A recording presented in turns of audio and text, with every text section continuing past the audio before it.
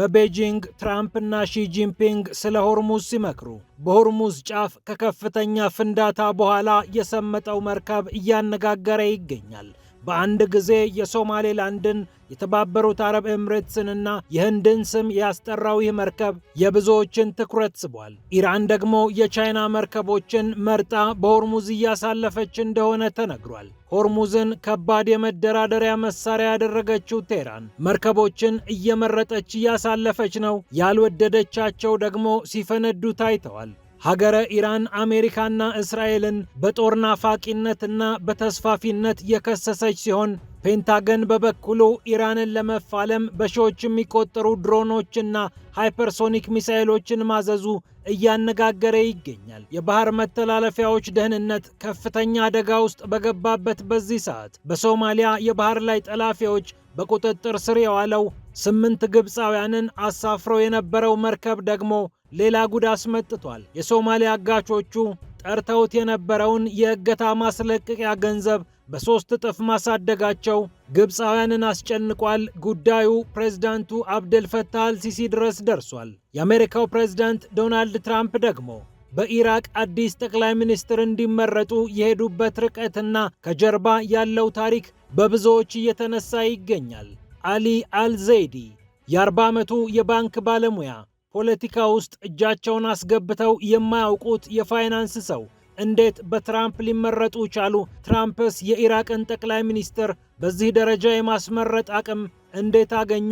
እንመለከተዋለን። ዓለም በመካከለኛው ምስራቅ ጉዳይና በሺ ጂንፒንግ እንዲሁም በትራምፕ ውይይት ላይ ትኩረት ሲያደርግ ሩሲያ በሺዎች የሚቆጠሩ ሚሳኤሎችንና ድሮኖችን ወደ ኪየቭ ልካ ዩክሬንን አንድዳለች። የዩክሬኑ ፕሬዝዳንት ቮሎዲሚር ዜሌንስኪ ከነበታቾቻቸው ተከታትለው መግለጫ የሰጡበት 150 ኢላማዎች የተመቱበት፣ መላው ዩክሬን በከፍተኛ እሳት የተያያዘችበት፣ አስክሬን ከፍርስራሽ ወጥቶበታል የተባለው ይህ ጥቃት ብዙዎችን አስደንግጧል። ዝርዝሩን ይዘናል። እንዲሁም በዓለም ላይ የሚወደዱና የሚጠሉ ሀገራት ዝርዝር ይፋ ሆኗል። እስራኤል ከሚጠሉት ቁንጮ ሆናለች ተብሏል። አሜሪካም ተከትላታለች። ይህንንም ይዘናል። ፒያሳ ኔትወርክን ስትከታተሉ ሁሉንም በጥልቀት ታገኛላችሁ። ፒያሳ ኔትወርክን ሰብስክራይብ፣ ላይክና ሼር በማድረግ የፈጣን የተአማኒና የጥልቅ ዘገባዎች ቤተሰቡን ስንል በአክብሮት ጋብዘናል። አሁን ወደ ጉዳዮቻችን አለፍን።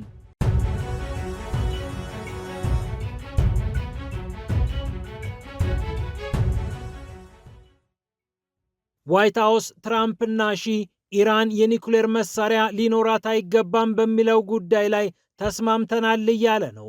ሆርሙዝ እንዲከፈት ቤጂንግም ዋሽንግተንም ፍላጎታቸው ያው ነው ሲልም አክሎበታል። በሆርሙዝ እና በሌሎች ጉዳዮች ሁለቱ ግዙፍ መሪዎች ቢነጋገሩም ሆርሙዝ ግን የሚሰምጡ መርከቦች እንጂ የሚረጋጋ ሁኔታ አላሳየም። ንብረትነቱ የህንድ ነው የተባለ መርከብ በሆርሙዝ ጫፍ መስመጡ የብዙዎችን ትኩረት ስቧል። በኦማን አካባቢ ሲጓዝ የነበረው ሐጅ አሊ የተባለው ይህ መርከብ 14 ባልደረቦችን አሳፍሮ ነው የተንቀሳቀሰው። ሊማህ ኦማን አካባቢ ጠረፍ ላይ በነበረበት ሰዓት ግን በከፍተኛ ፍንዳታ ተናወጠ፣ ወዲያውኑ ሰመጠ። ህንድ የመርከቡ ሰራተኞችን በፍጥነት ማስወጣት ችያለሁ ብሏል። ከበርበራ ሶማሌላንድ ተነስቶ ወደ ተባበሩት አረብ ኤምሬትስ ሻርጃ ወደብ እየተንቀሳቀሰ የነበረው ይህ መርከብ በድሮን ወይም በሚሳኤል ሳይመታ እንዳልቀረ ቫንጋርድ የተሰኘ በባህር ደህንነት ላይ የሚሰራው ተቋም አሳውቋል። መርከበኞቹም መርከቡ ሲሰምጥ አብሮ ላለመስመጥ በፍጥነት ከመርከቡ እንደወረዱ ነው የተሰማው። 54 ሜትር እርዝመት ያለው ሐጅ አሊ የተባለው መርከብ የቁም እንስሳትን ይዞ እንደነበር ነው የተነገረው።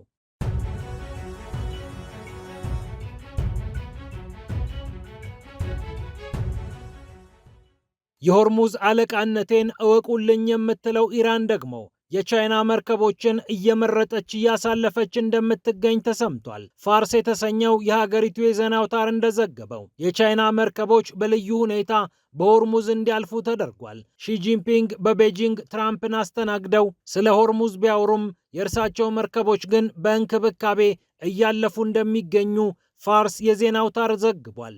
ያለን ጥልቅ ግንኙነትና ስትራቴጂያዊ ትብብር ይህንን እንድናደርግ አስችሎኛል ነው ያለችው ቴህራን። ይህ እንደተጠበቀ ሆኖ የኢራን አብዮታዊ ጦር ከ30 በላይ መርከቦች በተመሳሳይ ሁኔታ በኢራን መልካም ፍቃድ እያለፉ እንደሚገኙ አሳውቋል።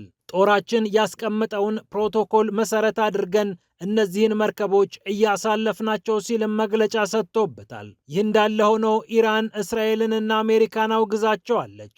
ህገወጥ ወረራ፣ ተስፋፊነት፣ ጠብና ጦርነት ጠማቂነት ስትል የእስራኤልን እንዲሁም የአሜሪካን ድርጊት ገልጸዋለች። በኒው ዴልሂ ህንድ በተደረገው ጉባኤ ላይ ነው ቴህራን ይህንን ሐሳብ በውጭ ጉዳይ ሚኒስትሯ አባስ አራግቺ አማካኝነት ያነሳችው።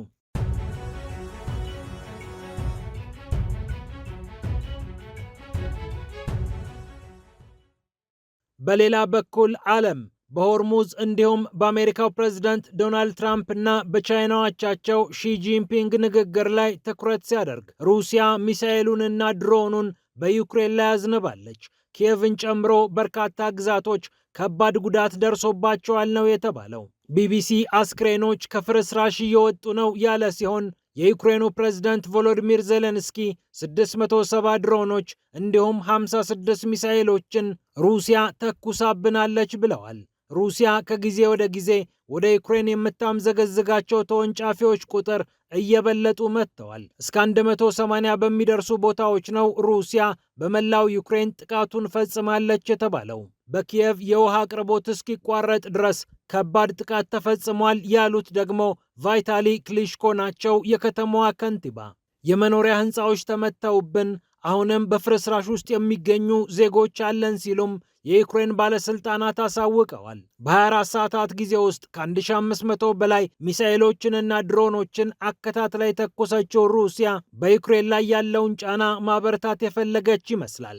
1500 የሚሆኑ የአደጋ ጊዜ ሰራተኞችና የፖሊስ ባልደረቦች ተሰማርተዋል የተባለ ሲሆን 600ዎቹ በኪየቭ እንደተሰማሩ የሀገር ውስጥ ሚኒስትር የሆኑት ኢሆር ክሊምኮ አሳውቀዋል። የሀገሪቱ ጠቅላይ ሚኒስትር ሲቭሪዲንኮም ጥቃቱ በኪየቭ ብቻ ሳይሆን በክሬሜንቹክ፣ በቢላሴቭካ፣ በካርኪቭ፣ በሱሚ፣ በኦዴሳ እና በሌሎችም አካባቢዎች ተከስቷል ብለዋል። ዩክሬንን እሳት ውስጥ ጨምረዋታል ሲሉ ነው ጠቅላይ ሚኒስትሩ የችግሩን መጠን ለመግለጽ የሞከሩት።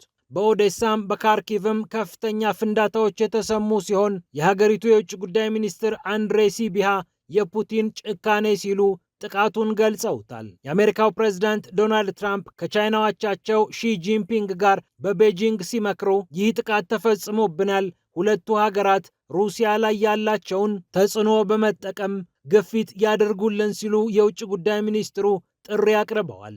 በኢራን ጦርነት ምክንያት መሳሪያዎቹን በከፍተኛ ደረጃ ያጣው ፔንታገን በ10 ሺዎች የሚቆጠሩ ሚሳኤሎችን ከገበያ ላይ አዟል። በፍጥነት ስሩና አስረክቡኝ ሲልም ከኩባንያዎች ጋር ተፈራርሟል። ኤንዱሪል፣ ኮአስፓየር፣ ሌዶስ፣ ዞን 5 የተሰኙ ኩባንያዎች 10 ሺና ከዚያ በላይ የሚሆኑ ሚሳኤሎችን እንዲያመርቱ በፔንታገን ታጭተዋል። 500 አነስተኛ ዋጋ ያላቸው ብላክቢርድ ሃይፐርሶኒክ ሚሳኤሎችንም በአንድ ዓመት ውስጥ አምርቱልኝ ብሏል ፔንታገን። እነዚህ ሚሳኤሎች ከወትሮ የሚለያቸው አነስተኛ ዋጋ የሚወጣባቸው በመሆኑም ነው ተብሏል።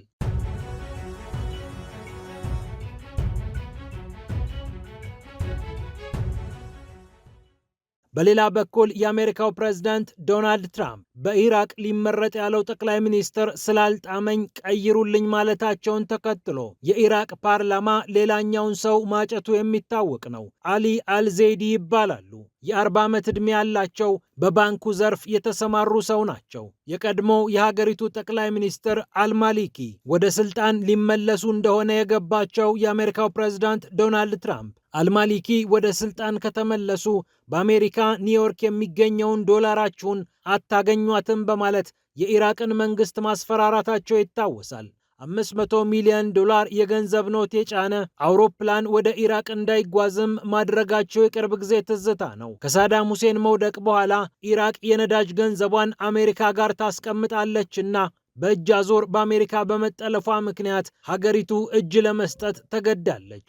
በዚህም ምክንያት ለኢራን ያደላሉ የተባሉ የሺያ ፖለቲከኞችን ከእጩ ውጭ ያደረጉት የፓርላማ ሰዎች አሊ አልዜይዲን በእጩነት ሲያቀርቡ የአሜሪካው ፕሬዝዳንት ዶናልድ ትራምፕ በደስታ ጮቤ ረግጠዋል። በማህበራዊ ገጻቸውም ላይ ይህ ለአሜሪካም ለኢራቅም ድል ነው ብለዋል። የ40 ዓመቱ የባንክ ሰው ምንም አይነት የፖለቲካ ልምድ የሌላቸው ቢሆንም ትራምፕ ግን በፖለቲካ አለመነካካታቸውን ወደውላቸዋል። ከኢራን ጋር እዚህ ግባ የሚባል ግንኙነት ስለሌላቸው ሰውየውን ይበልጥ ወደዋቸዋል ይላል የሚድል ኢስት ሞኒተር ዘገባ።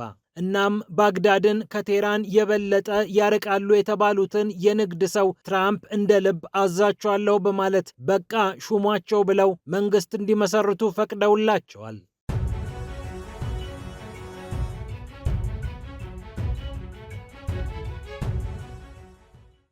የሶማሊያ አጋቾች 3 ሚሊዮን ዶላር ጠይቀውበት የነበረውን መርከብ አሁን 10 ሚሊዮን ዶላር ክፈሉበት እያሉ ነው። በመርከቡ ውስጥ ያሉ 8 ግብፃውያንን ጨምሮ የየመን ዜጎች ይገኛሉ።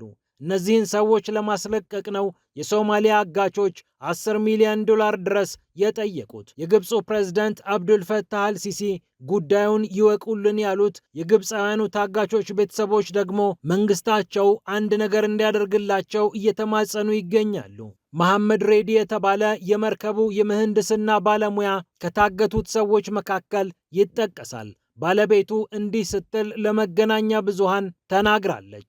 ምግብና ውሃን ጨምሮ የተለያዩ መሰረታዊ ፍጆታዎች እንዳይሰጧቸው እየተደረገ ነው። ያለው ሁኔታ ከባድ መሆኑን በስልክ አሳውቆኛል ብላለች። ይህች ሴት ዩሬካ የተባለችው የቶጎን ሰንደቅ ዓላማ የምታውለበልበው 2800 ቶን ነዳጅ ጭና የነበረችው መርከብ በሶማሊያ ፑንትላንድ አካባቢ ስትደርስ ነው በጠላፊዎቹ በቁጥጥር ስር የዋለችው።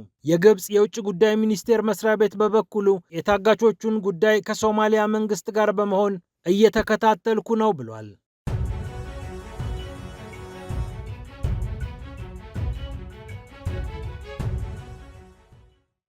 በመጨረሻም እስራኤል በዓለም ላይ በጣም ከሚጠሉ ሀገራት መካከል ቁንጮ ሆናለች ተብሏል። ከጋዛ እስከ ኢራን የደረሱት ጦርነቶች እስራኤል በመላው ዓለም የምትጠላበትን መጠን ጨምረዋል ነው የተባለው። ዓለም አቀፉ የሀገራት ምልከታ ሰንጠረዥ በወጣበት ሰዓት ነው ይህ የተነገረው።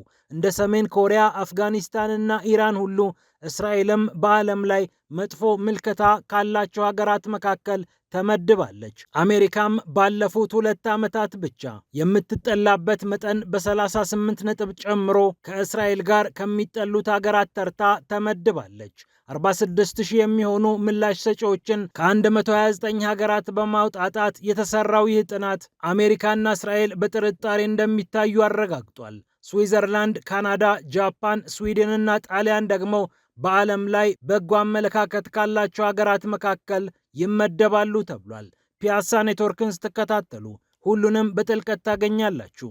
ፒያሳ ኔትወርክን ሰብስክራይብ፣ ላይክና ሼር በማድረግ የፈጣን የተአማኒና የጥልቅ ዘገባዎች ቤተሰቡን ስንል በአክብሮት ጋብዘናል። ሰላም ለዓለማችን።